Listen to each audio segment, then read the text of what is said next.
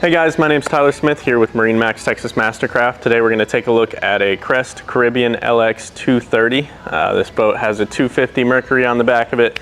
An awesome new boat that we have. We're going to take a look inside at some of the features. This boat is here at MarineMax, where we have all the one-stop shop for you guys. So we're going to have in-house financing. We're going to get you set up with insurance. Got an awesome pro shop so you guys can get those wakeboards, tubes, whatever you need.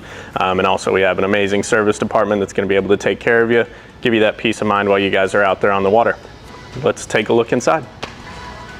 All right guys, as we take a step inside the boat, you can see we have that beautiful Mercury 250 on the back. Going to give you plenty of power to do whatever you guys need to out on the water, as well as this awesome ski tow bar. You guys can tow your wakeboarders, tubers, whatever it may be from here safely.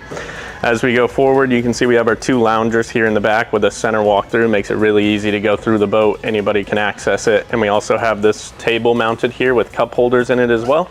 So you guys can kind of hang out, eat, whatever you guys want to do.